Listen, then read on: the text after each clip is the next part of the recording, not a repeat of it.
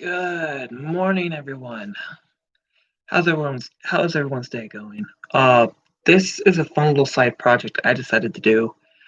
I was encouraged by Hakeem to do it for his website. I'm looking forward to do these more. If you guys have some interesting articles that you want done or want to be broadcasted more because you don't have a YouTube page or whatever, I'm looking to do it.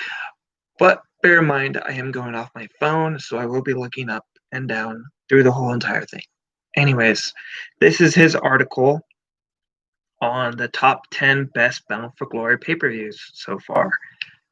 In his mind, I don't know if he's going overall of everyone's mind or just by him, but some of these are actually really good. I've enjoyed most of these pay-per-views. So first off, we go under Bound for Glory 2013. He writes, "This event is best remembered as the final pay-per-view appearance for AJ Styles," which is true, "whose issues with the company, in particular with Dixie Carter and the money he was offered, eventually led to the face of TNA jumping ship to NJPW and later the WWE." Yeah, but aside from that, this was an impressive show which saw Jesse Goddard's Robbie E. of the Bromance pulling double duty by winning a number one contenders tag team gauntlet match on the BFG pre-show, before winning the tag team titles from James Storm and Gunner later on in the show. One second.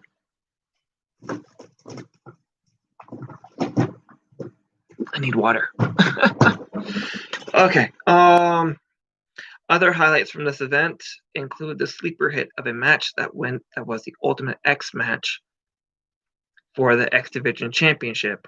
Kurt Angle defeating Bobby Roode in an almost 21-minute instant classic, and of course the in-ring debut of Ethan Carter III, aka EC3. Was truly memorable, even if his match with a glorified jobber named Lord Burnham wasn't.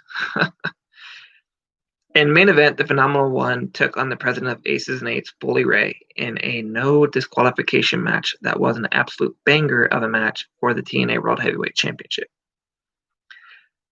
Despite the match being way too overbooked, it was an impressive showing by both men.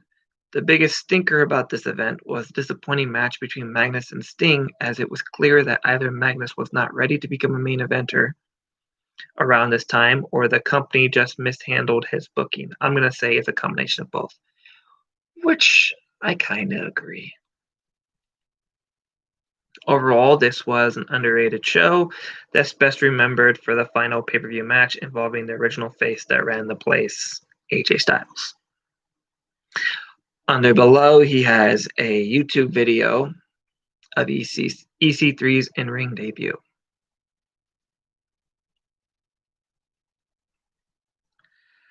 Next up, he has number 9 at Bound for Glory 2009. 2009 was a year that had its ups and downs, and down from storyline aspect. However, while the storylines were either hit or miss, the matches themselves were some of the absolute best in North America pro wrestling. One second.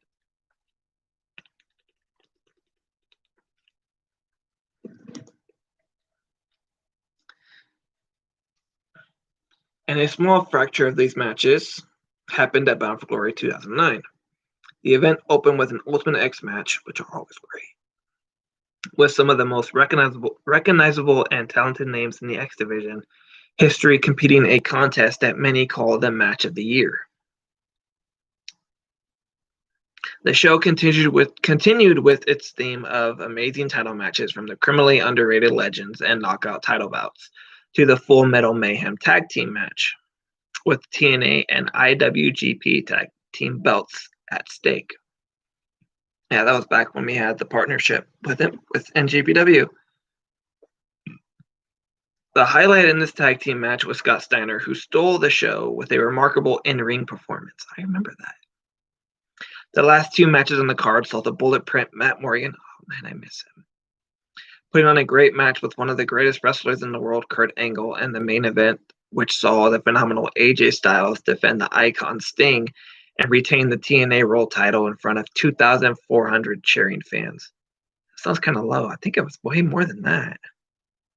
Hold up. 2009. Maybe. I don't know. That number seems really low to me. Aside from the knockout tag team title match, which went roughly 3 minutes, ouch. A Samoa Joe versus Bobby Lashley match that had a sloppy, if not confusing finish, and the overbooked Monsters Ball this event was solid effort put on by the company and the wrestlers who participated. He has a video under here of Sting versus AJ Styles for the TNA World title, an Ultimate X match, Terra versus ODB versus Awesome Kong, Matt Morgan versus Kurt Angle.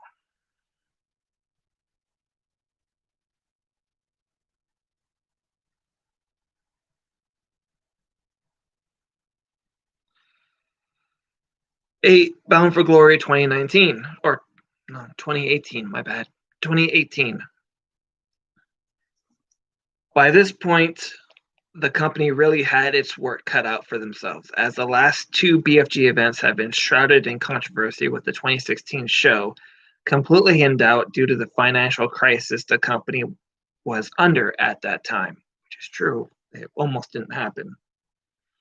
And 2017's Bound for Glory was in a horrendous mess due to a failed merger and a larger number of controversies that plagued the entire year. Even though that's also true, 2017 Bound for Glory wasn't all bad. There were some really good matches, in my opinion. Luckily for Impact, they delivered what the Bound for Glory was memorable for multiple reasons, not the least of which was the opening tag team match between Matt Sydal and Ethan Page versus Rich Swann and a debuting Willie Mack. Other matches on this night included Taya Valkyrie versus Tessa Blanchard for the Knockouts title in their BFG debut. The OVE defeated Brian Cage and the Lucha Brothers in six-man tag team action, and LAX ended their feud with OGs with a violent conclusion in the Concrete Jungle match.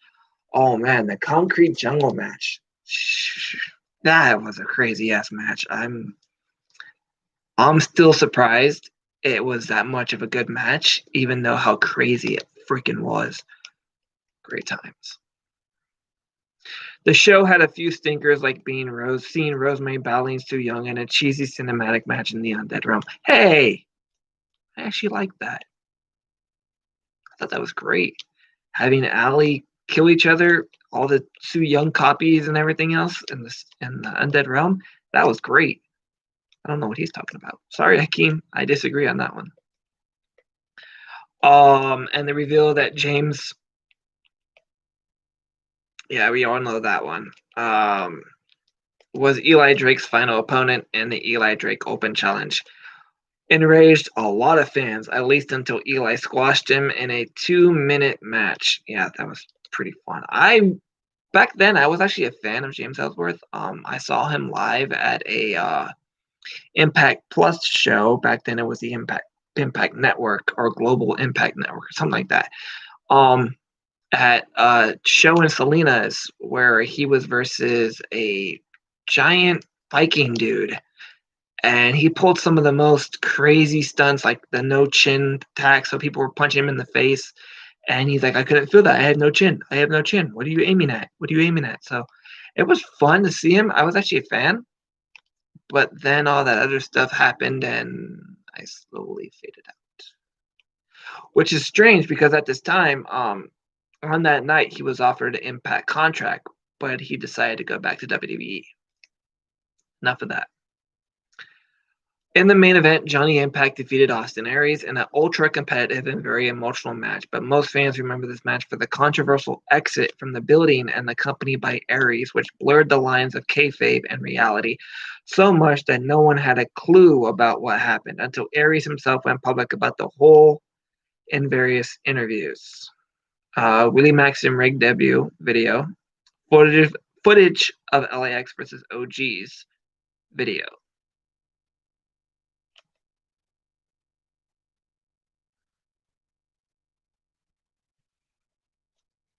Next up, we have 7, Bound for Glory 2006. Now, this is one I haven't thoroughly watched. I need to catch up on these. The second Bound for Glory event was a nice follow-up to the previous year's event and saw all TNA Tag Team Main Event and X Division put on a hell of a show that the 3,600 fans in Plymouth, Michigan certainly appreciated.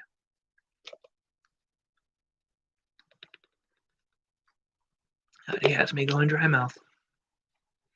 From an X Division Gauntlet Battle Royal, which included a motley crew of X Division stars like Austin Aries, which I think he was Austin Starr by then. Or it was Austin Starr. Sanjay Dutt, Jay Lethal, Kazarian, Shark Boy, A1, Zach Gowen, Norman Smiley. Okay, X Division Gauntlet. I was about to say Ultimate X match with Zach Gowen. Not gonna happen. It was a gauntlet. Okay, that makes sense. For those that know, Zach Gowen was the infamous one-legged wrestler that got, I want to say, destroyed by Brock Lesnar on a SmackDown episode. Norman Smiley, Alex Shelley, Elix Skipper, Johnny Devine, and Petey Williams to an X Division title match between Chris Sabin and Low Ki. The show also had a Monsters Ball match involving Jake Roberts as a special guest referee, an 8-mile street fight between Christian Cage and Rhino. Loved that match. A steel cage tag team match title match. A steel cage tag team title match between Hernandez and Homicide versus Christopher Daniels and AJ Styles, and a main event that pitted Sting against Jeff Jarrett for the NWA World Championship with Olympic gold medalist Kurt Angle as a special enforcer. That's a lot. In short, the event was a star-studded pay-per-view that provided some of the best wrestling in 2006. Kind of agree. Videos include Sting versus Jeff Jarrett for the NWA World title, Christian Cage versus Rhino, Low Ki versus Chris Sabin for the X Division title. Yes, my favorite pay-per-view of all time. Well, no, Bound for Glory 2005 still has that. Bound for Glory 2010. Yes, that's a great pay-per-view. The first BFG event under the Hulk Hogan and Eric Bischoff regime from that sentence, and as well as their infamous run as on-air and backstage authority figures, bringing in aging and established names into the company. You would imagine this event was a massive disappointment that began to show the decline of the company that was the alternative to the WWE. However, the show ended being a much bigger success that many might remember for championship matches like the Young Bucks versus the Guns, Motor City Machine Guns for the tag team titles, to Douglas Williams versus Jay Lethal for the X Division title, to hardcore matches like the Monsters Ball with RVD and Abyss, and the Lethal Lockdown match between the TNA and the ECW originals. This show had no shortage of extraordinary matches. Of course, the event is best remembered for the shocking heel turn of the charismatic enigma Jeff Hardy in the main event for the vacant World Heavyweight Championship and the formation of the group known as Immortal, which included figureheads Hogan and Bischoff, first disciple and messenger for the group. Abyss and also Jeff Jarrett joined the group because of reasons. A great show under a terrible regime. Yeah. EV 2.0 versus Fortune. Bound for Glory Go Home Show, full episode. Jeff Hardy wins the world title, BFG 2010. All the clips are in his website. Number 5, halfway done. Whew, it's insane. This is a lot of work. Good thing I have all the info right here. I can't go off the top of my head. And what the hell was that? Bound for Glory 2012. Another great pay-per-view. Another great one. In front of a very energetic crowd at the Grand Canyon University Arena in Phoenix, Arizona, Bound for Glory 2012 was an event that was filled with great action, surprising twist, and large amount of memorable moments. While not perfect, the show did have some low points like the Knockouts title between Terror and Brooke Tessmacher. Wasn't all that good in spite of the story leading into this match. Plus, the crowd reaction upon the debut of former Big Brother star Jesse Gardner as Tara's new boyfriend was as bad as you can possibly imagine, with fans chanting, "Who are you?" That's just rude. To the future tag team champion, another stinker on this show was the one-on-one match of between, I wonder if I should say his name, between Joey Ryan and Al Snow, where if Ryan won, he would get a contract and a spot on the Impact roster. The match itself was average at best, with one of the more memorable moments being a returning Matt Morgan attacking Snow, aligning himself with Ryan. Now, let's talk about the positive stuff on this show. The semi-main event between Bully Ray and Sting versus Aces and Ace member Doc, aka Luke Gallows, Director of Chaos, and Nux in a no DQ tag team match was great, and the crowd was energetic throughout. A triple threat tag team title match involving the Bad Influence, AJ Styles, and Kurt Angle, and the eventually winners Chavo Guerrero Jr. and Hernandez proved how impressive the tag team division in Impact Wrestling was. In the amazing 2010s, in a street fight between bitter rivals Bobby Roode and James Storm was emotional, bloody, and violent in every sense of the word. That was a great match. I mean, they both were bloodied. They both went all out. They both did crazy shit. I was impressed. The main event saw Jeff Hardy take on Austin Aries for the World Heavyweight Championship, culminating in a title change that completed Hardy's road to redemption. Yes, the infamous Road to Redemption was a great storyline for Jeff Hardy. It was after his Victory Road stint, and he was forced. I don't want to say forced, but he was given this opportunity to redeem himself in a multiple 3-year story, almost a year storyline where he would redeem himself by earning the wrestler's respect back. And all they said, like, you don't have to prove anything to us; you have to prove it to them. So he did all his redemption in the ring. Great storyline. And it actually didn't end there. The redemption storyline had like a good 3-year run. Didn't end to like 2014, I believe. I might be wrong. It could have been a year. It felt like longer because his theme song Resurrection lasted longer than this. 2012 was, at least in my opinion, the last good year in the company's history until 2018 onward and Bound for Glory 2012. Perfect example of the good and the bad that would come to define Impact Wrestling for the rest of the decade. Bound for Glory 2012 full show on YouTube. I'm assuming it's on Impact's channel. Otherwise, someone's in trouble. Number 4. Bound for Glory 2011. A year before the previous entry, Bound for Glory 2011 signaled the beginning of something new for the company. At this event would help to usher in or develop stars like Austin Aries, Bully Ray, Velvet Sky, and Bobby Roode. And in the process, they who would go on to define the greatness of Impact Wrestling, for some cases NXT, in the years to come. The show started off with Austin Aries defending the X Division Championship against Brian Kendrick in a very impressive and competitive showing on, it was actually the Brian Kendrick, because he was the Brian Kendrick.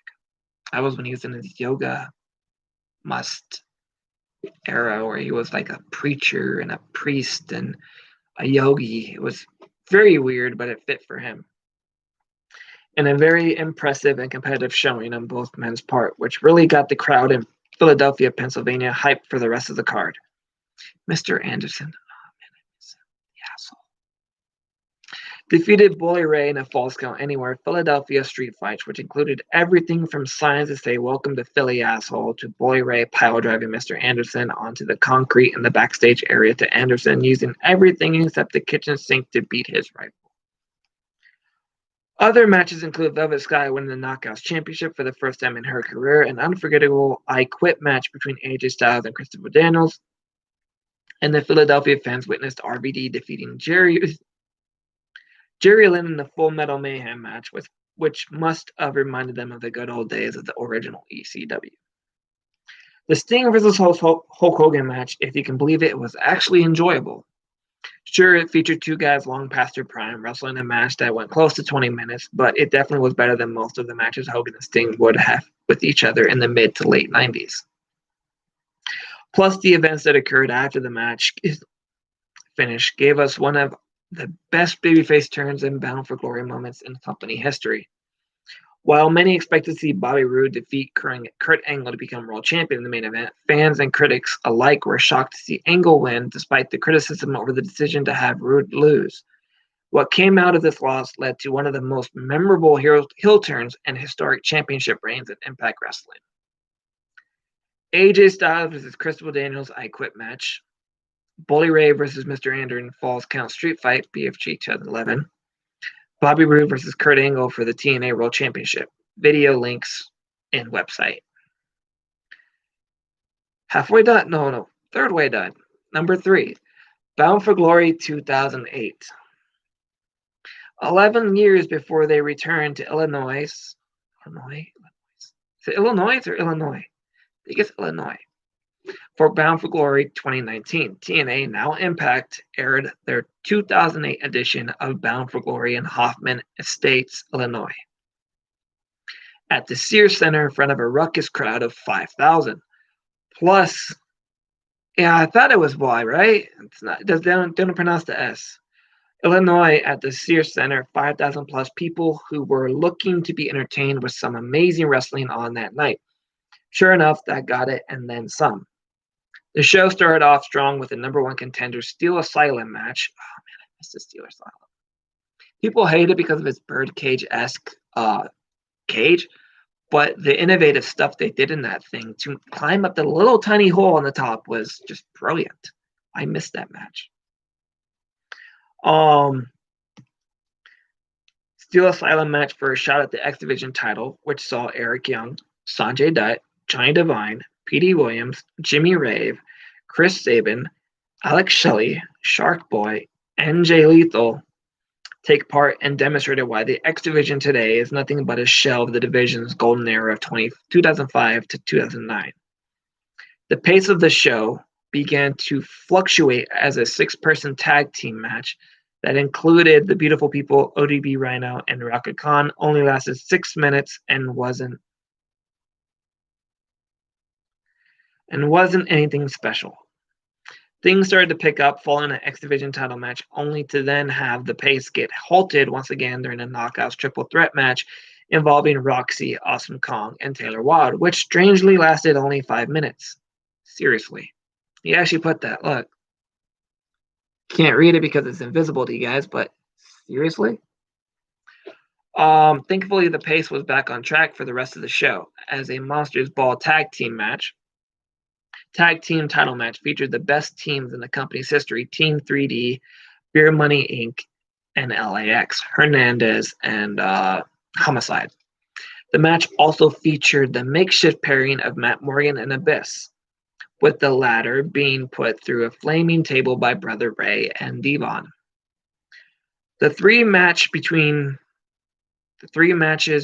Christian Cage, AJ Styles, and Booker T was underrated but great. Kurt Angle versus Jeff Jarrett with Mick Foley as enforcer was impressive and first of the many pay-per-view matches the duo would have.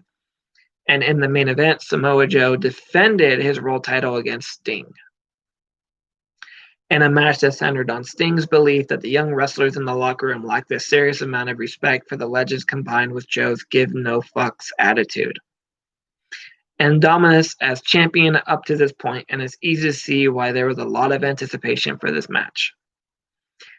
A contract was signed on the Go Home episode in which both men agreed that regardless of how the match ends up, there would be no rematch. Pretty high stakes. The most iconic moment of the match came when Samoa Joe delivered a flying dropkick on Sting straight out of the luxury box area in the crowd, and you haven't seen it until the post link to the video down below. I saw that. It was he launched himself off the skybox down maybe I think 5 or 10 sets of stairs into Sting's back on top of the stairs. So not only did he land on Sting's back, but his whole upper back body landed on the edged steps of the cement stairs. Crazy spot. Crazy.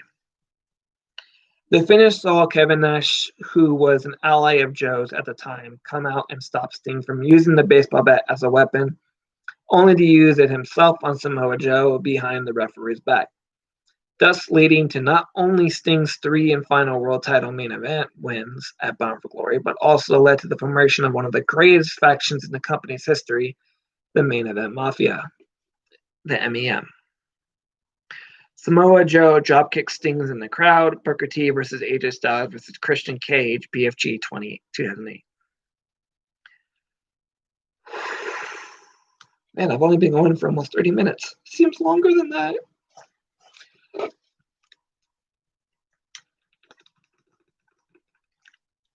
Oh. 2. Bound for Glory 2005. Oh man, this pay-per-view was fantastic. I watched this one at least once a year, if not more. Great show that had the infamous Monsters Ball match. Great match.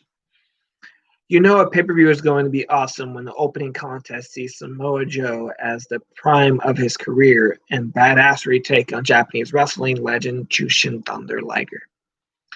Yes, he is retired now, which is unfortunate, but he gave us a hell of a career. Respect to him. Are you going to do a predictions video? Possibly. I might do it tomorrow in my rundown video. I will be doing a rundown video tomorrow for BFG, and it will be also maybe a prediction at the end. I'll run down the card, I'll talk what I want, and I'll talk about it, and then at the end, I'll probably give my predictions for each. After the 5-star classic X Division title match at Unbreakable 2005, the X Division went on a hot streak that rolled into that year's BFG event. From the 4-way pre-show that included Sanjay Dutt, Austin Aries, Alex Shelley, and Roderick Strong. Roderick Strong. Why does that name ring a bell right now? Isn't he? No, maybe. I'm trying to think if he's an NXT. He was an NXT person, right? I don't remember. To aforementioned Joe versus Liger match, to a 3-way Ultimate X match between Matt Bentley, Chris Sabin, and Petey Williams for a shot at the X Division title, to an underrated 30-minute Iron Man X Division title match between champion AJ Styles and challenger Christopher Daniels. I can't believe Hakeem has enough to write all this stuff. This is insane. However, it wasn't just the X Division who was busy on that night, as former ECW wrestler Rhino wrestled in 3 matches. That's right, he wrestled in 3 matches. The first was a Monsters Ball match, saw the War Machine battling wrestlers like Abyss, Jeff Hardy, and Sabu. His second match saw the main Man Beast win a 10 gauntlet for a shot at the NWO World Championship, only for Jarrett to try and get the upper hand on his opponent shortly afterwards. Unfortunately for Double J, Rhino defeated him to become the new NWO World Heavyweight Championship. Bound for Glory 2005 set the standards all other BFG events are measured. However, as great as this event is, one more that's better. Videos include Samoa Joe versus Jushin Thunder Liger. Rhino wins the world title, BFG 2005. Link in website. Last one, because I'm getting tired. No, but it is the last one. Bound for Glory 2007. If WrestleMania X7, 17, I believe, right? X7 is 17. It's considered the greatest WrestleMania of all time, then Bound for Glory 2007 would have to be TNA's equivalent of that. This pay-per-view from start to finish was filled with matches and moments that have since become iconic in the annals of TNA/Impact Wrestling history.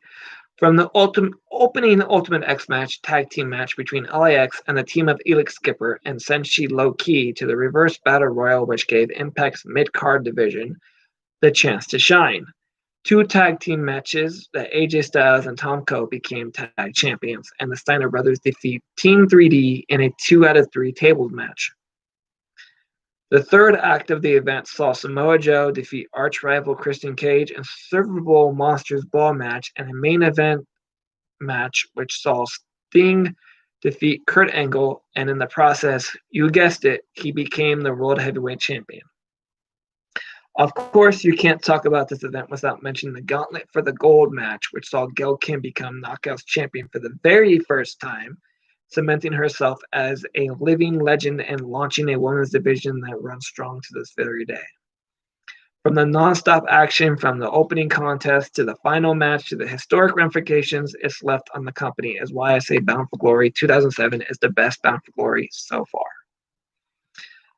Videos include Knockouts Gauntlet match, Sting versus Kurt Angle for the TNA World Championship, LAX versus Triple X.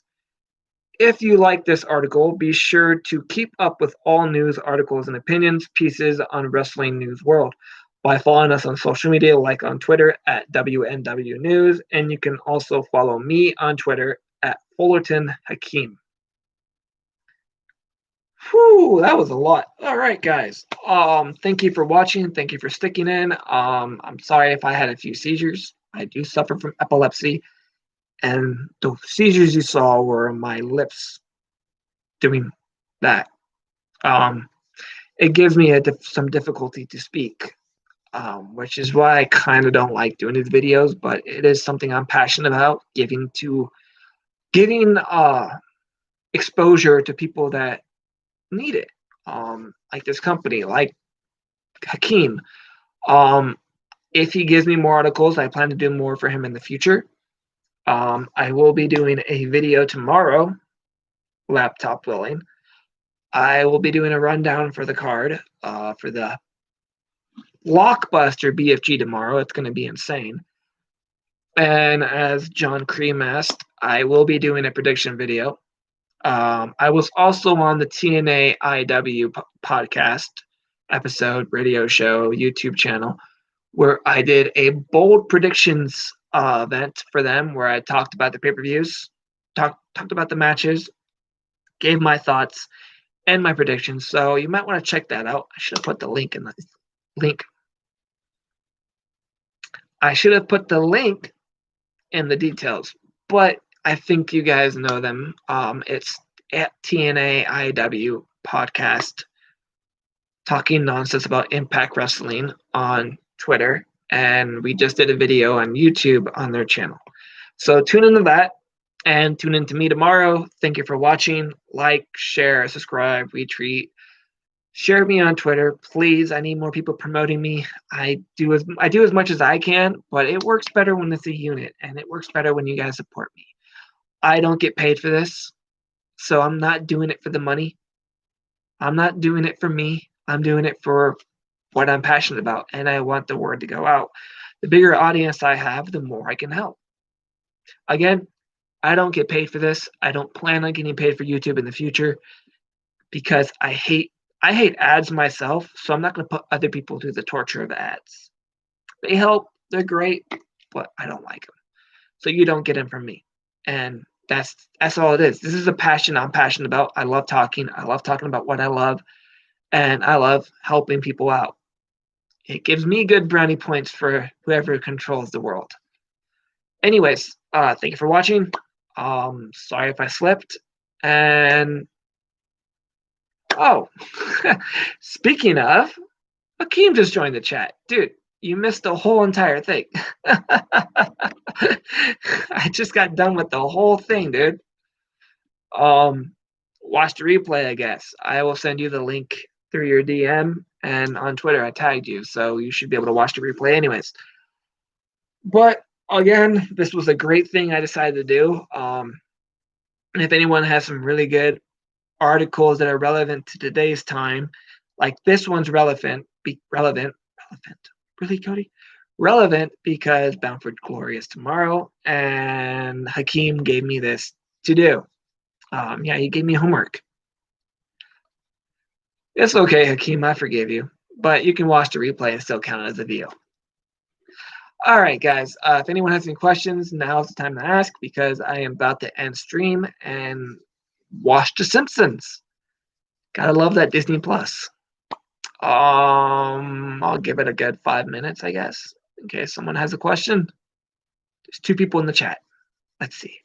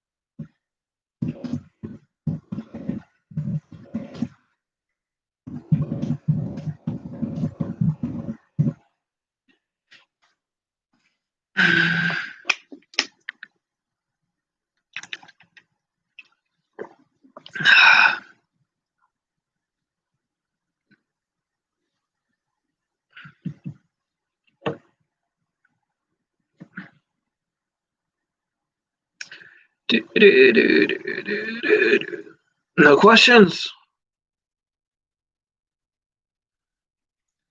Okay, then. Well, thank you guys for watching. I guess I won't give in to the 5 minutes. Peace. For the show tomorrow.